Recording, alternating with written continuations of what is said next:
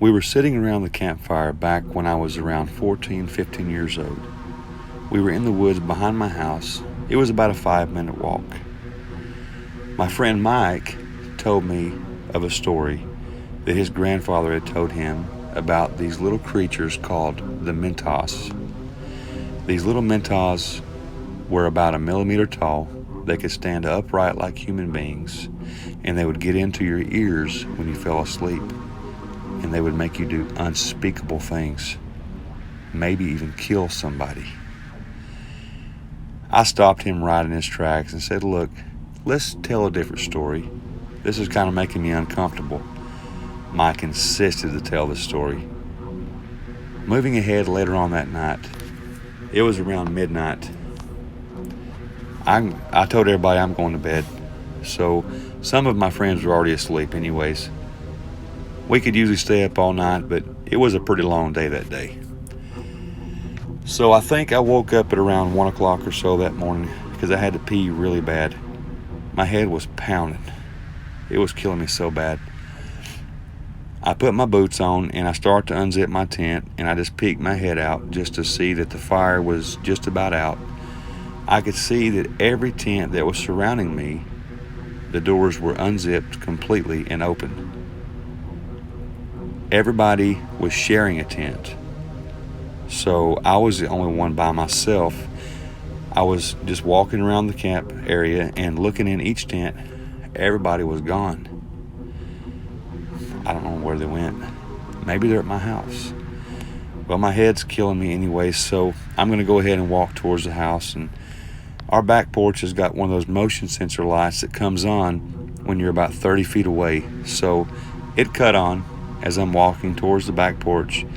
I hop up, I open up the door, go into the kitchen, and my mother has got some headache medicine on the counter. I take a couple, get me a drink of water, and then I look around. They're nowhere to be found. I know they're not upstairs. My bedroom isn't big enough. I go back outside and say to myself, where could they be? My head is hurting me so bad. I'm almost just sick to my stomach. I decide to go back towards the camp, and I finally get back over there, and I sit down in my little chair I've got outside of my tent, and just kind of scratch my head as it's hurting, wondering where my friends are at. And I can hear the faintest voice, very, very light. To me, it seems like it's off in the distance. I have no idea where it's at. I finally lay back down about an hour later and fall asleep. The next morning, at daylight, I get woke up by my dad saying, "Get up, son. Need to get your friends up. Get them home." I said, "Are they in their tents?"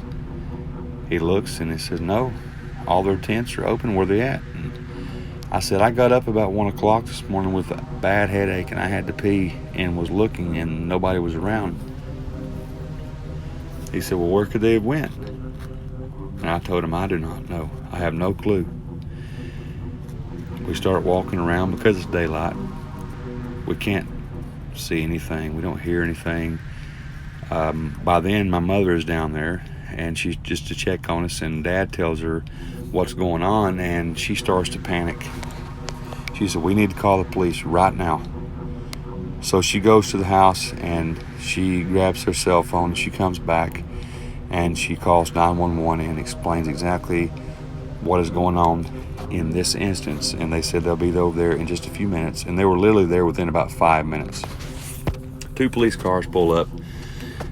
The 2 cops walk over to the camp area, and they're looking around, and they say, basically, "Where are your friends?"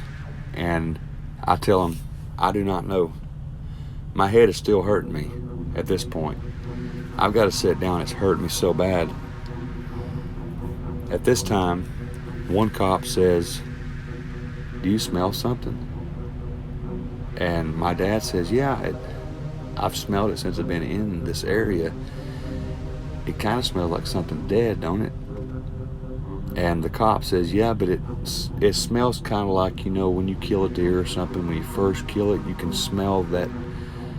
It's the smell of death is what it is." My dad said, "Son, look at me, son." And I could barely open my eyes open. My head is killing me so bad. And I said, "What, Dad, what?" He said, "What did you do?" I said, "I didn't do anything." The other cop is standing right behind me, and he comes closer to me, and he crouches down, and he says, "You do realize you have blood in your hair, right?" And I get an immediate cringe. I say, "What do you mean, blood? Why do I have blood in my hair?" "Do you realize that you may have done something, son?" my dad said. I said, "Dad, I have no idea what you're talking about. I woke up at around 1. I had to pee. My head was killing me. My friends were gone. That's all I know." The police radio in for more people to come in, for more cops to come in, and investigators. They do a full-out investigation. There's probably 15 cops and detectives there that morning. They're all walking around the woods, the entire area, for probably 2.5 to 3 hours, turning everything up. However, that smell is gone. Nobody could smell it anymore. But after about that 3-hour mark, we heard somebody off in the distance say, "Hey, you guys might want to come over here." So we all come over here in this area where this investigator's at, and he holds his hand up and he says, "Stop. Everybody stop. Young man, come here." I look at him very seriously, and I'm walking towards this guy, and there is a huge mound of brush sitting up on top of a hole. And he says, "Come here, do you recognize this?" And I'm just looking over the top, and I'm saying, "What is this?" The police officer looks at me with a very, very sincere and dead serious look. And he says, "You need to think about this, son, and think about it real hard." Well, I look at it, and I have to close my eyes as soon as I look at it. Then I turn my head and then look up and look at him and say, "I'm sorry, but I do not know what happened." I begin to cry. The cop puts his hand on my shoulder and says, "Just step back." As I step back, the other police come over there with the investigators, including my dad. And my dad, he almost throws up.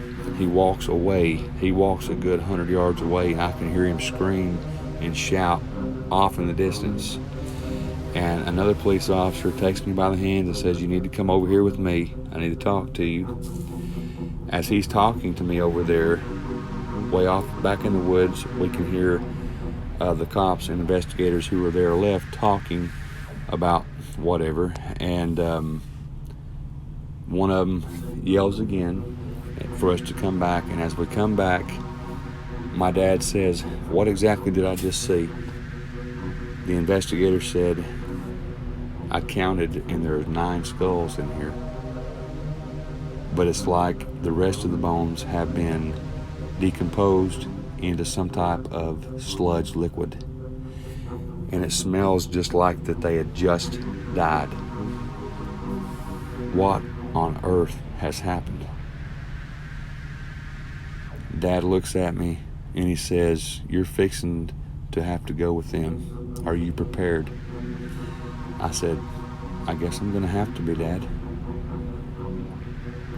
So the cops take me away, along with Dad and Mom following behind us. I'm actually in the back of the police car.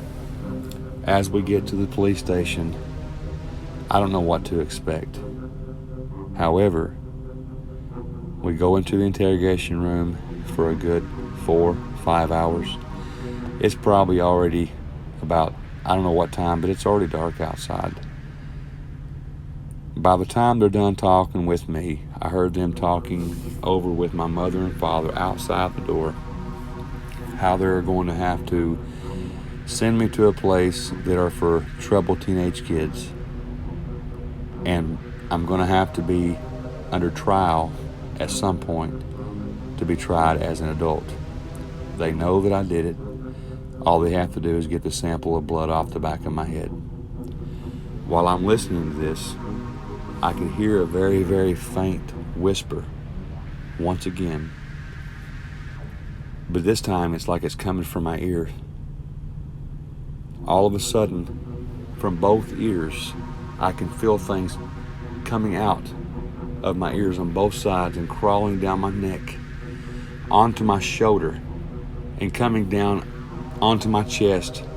I rip off my shirt, literally, completely off, and these things are falling onto the table. There might have been a million. I don't know how many there was. But I grabbed my shoe off my foot and I started to swat these things like flies and smushing them all over the table. My dad and the cop runs in, Mom in behind, and said, "What are you doing?" And I point to the table. There's nothing there. So now who are they going to believe? Pushing forward about 25 years. I've been locked up now, serving 9 life sentences for something that I did not do.